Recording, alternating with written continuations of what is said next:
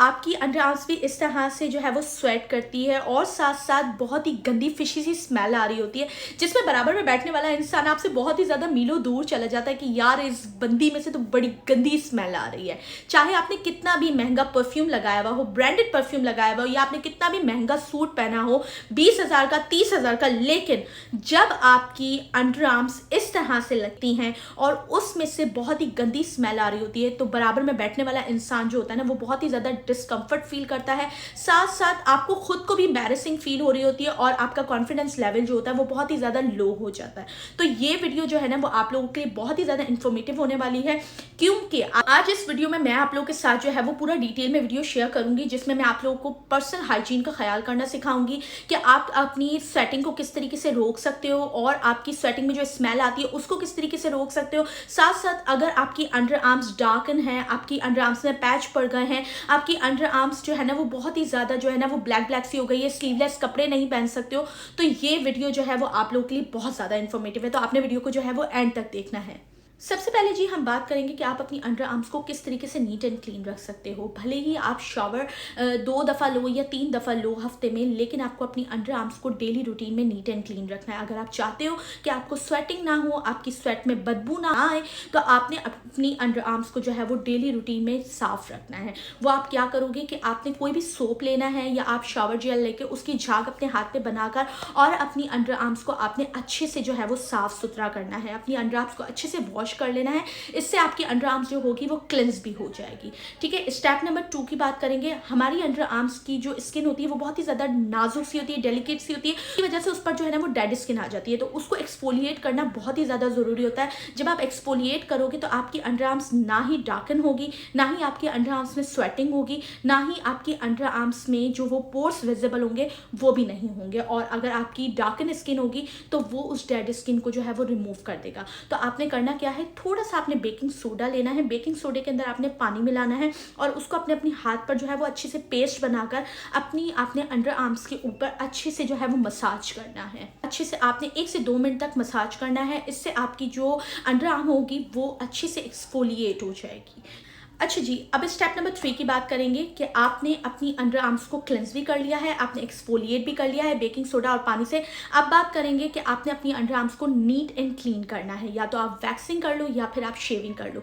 Waxing का फ़ायदा ये होता है कि वैक्सिंग करने से आपकी जो अंडर आर्म्स का बाल होता है वो 20 to 25 डेज़ के बाद आता है। शेविंग करने से आपकी जो अंडर आर्म्स का बाल होता है वो 1-2 दिन के बाद निकलना शुरू हो जाता है, क्योंकि वो आपका बिल्कुल डीप से अंदर से जो है वो बाल नहीं खिंचता है।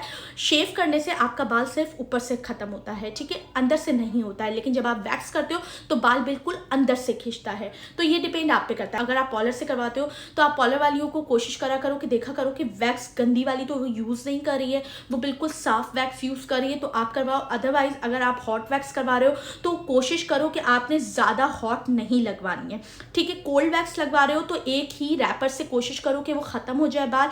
अगर आप हॉट वैक्स करवा रहे हो तो हॉट वैक्स आप उसको देखो कि वो ज़्यादा गर्म ना लगाते, क्योंकि ज़्यादा गर्म लगाने से भी हमारी स्किन जो अंडर आर्म्स की होती है वो जल जाती है, उसकी वजह से डिस्कलरेशन हो जाती है। तो ये चीज़ें आपने अपने जहन में रखनी है। ऐसे नहीं कि बस आप लोग पॉलर जाकर या आप खुद से इस चीज़ को करना शुरू कर दो, क्योंकि ये चीज़ों का ख्याल आपने खुद करना है अगर आप केयर करना चाहते हो तो। अच्छा जी, अब यहाँ पर स्टेप नंबर 4 की बात करेंगे। अपनी अंडर आर्म्स को आपने मॉइस्चराइज किस तरीके से करना है। आजकल तो बहुत सारी चीज़ें आ गई हैं, सीरम आ गए हैं अंडर आर्म्स के कि आपको स्मेल नहीं आएगी, ये नहीं है। लेकिन मैं आप लोगों के साथ नेचुरल रेमेडी ये शेयर करूंगी। या तो आप कोकोनट ऑयल ले लो या फिर आप एलोवेरा जेल ले लो, ठीक है। ये दोनों चीज़ें जो हैं वो आपकी अंडर आर्म्स के लिए बेस्ट है। एलोवेरा जेल अगर आप लेते हो तो आपकी डिस्कलरेशन को वो ख़त्म करने में हेल्प करेगी। कोकोनट ऑयल जो है वो आपकी स्किन को मॉइस्चराइज करेगा, रिपेयर करेगा। अगर आपकी स्किन बर्न हो गई है तो उसको रिपेयर करने में बहुत ज़्यादा हेल्प करेगा, ठीक है। ये चीज़ें आपने जो ये पॉइंट्स हैं ये आपने अपने जहन में रखने हैं, क्योंकि अंडर आर्म्स की स्किन हमारी फेस की स्किन से ज़्यादा नाजुक होती है। तो इन सब चीज़ों का आपने खुद का ख्याल रखना है। अब जी लास्ट मेन स्टेप जो कि स्वेटिंग का है, तो मैं आप लोगों के साथ एक चीज़ शेयर करती हूँ। चीज़ ये है एल्यूम, ठीक है, इसको फिटकरी बोलते हैं। ये इतनी ज़बरदस्त चीज़ है, इसको आपने अपने वॉशरूम में रख लेना है। ऐसे ही पूरे डल्ले को आप अपने वॉशरूम में रख लो।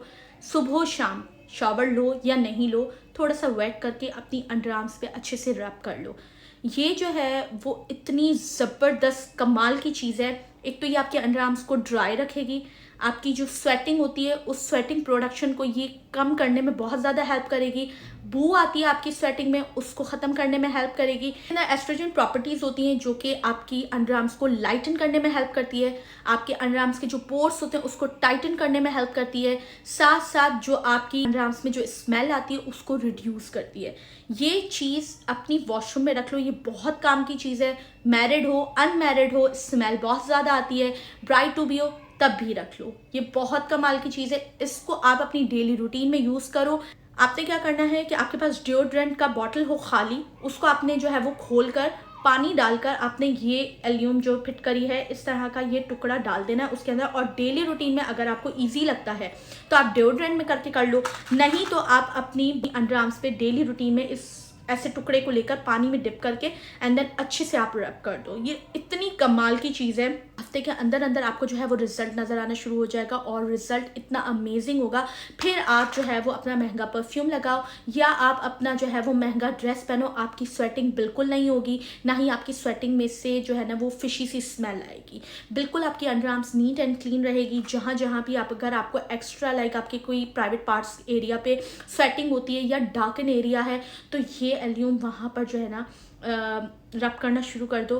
उससे जो होगा ना आपकी स्वेटिंग भी ख़त्म होगी और ये आपकी उस डार्कन एरिया को लाइटन करने में भी बहुत ज़्यादा हेल्प करेगा। ये बहुत ही अमेजिंग है, ये रेमेडी इतनी अमेजिंग है कि ये मैंने अपनी फ्रेंड को भी बताई थी, उसने यूज़ करना शुरू कर दी। 1 महीने तक उसने यूज़ करा है और अब ना उसमें से स्मेल आती है ना ही उसकी जो है वो स्वेटिंग होती है। ये जो पॉइंट्स मैंने आप लोगों के साथ शेयर किए हैं ये बहुत ही इंपॉर्टेंट से पॉइंट हैं जो कि आपको शर्मिंदगी से बचा लेंगे, साथ साथ आप में से ना ही स्मेल आएगी, उल्टा आपका कॉन्फिडेंस लेवल जो है वो बहुत ही ज़्यादा हाई होगा। ठीक है, ये चीज़ें जो हैं वो आप लोगों ने खुद ख्याल रखनी है क्योंकि अगर आप लड़की हो, लड़कियों के लिए तो ये बहुत ही ज़्यादा इंपॉर्टेंट चीज़ें होती हैं कि वो अपनी पर्सनल हाइजीन का बहुत ज़्यादा ख्याल रखें। लड़कों का तो चल जाता है लेकिन लड़कियों के लिए बहुत ही ज़्यादा ज़रूरी होता है क्योंकि अगर आप खूबसूरत हो, अगर आपके हाथ प्यारे हैं, आपके पैर प्यारे हैं, लेकिन आपकी बॉडी में से जब स्मेल आ रही हो ना तो बहुत ही ज़्यादा गंदा महसूस होता है। अगला देखने वाला भी ना आपको फिर कहता है कि यार ये है बड़ी प्यारी लेकिन इसमें से स्मेल बड़ी गंदी आती है। तो ये चीज़ें जो है ना वो बहुत ही ज़्यादा ज़रूरी होती हैं जो कि आप लोगों ने खुद ख्याल रखना है। सो आज की वीडियो के लिए इतना ही। एक और नई वीडियो के साथ मैं हाजिर होंगी। दुआओं में मुझे याद रखिएगा और आप लोगों ने अपनी पर्सनल हाइजीन का जो है वो बहुत ही ज़्यादा ख्याल रखना है। एक और नई वीडियो के साथ मैं हाजिर होंगी। दुआओं में मुझे याद रखिएगा। अल्लाह हाफ़िज़।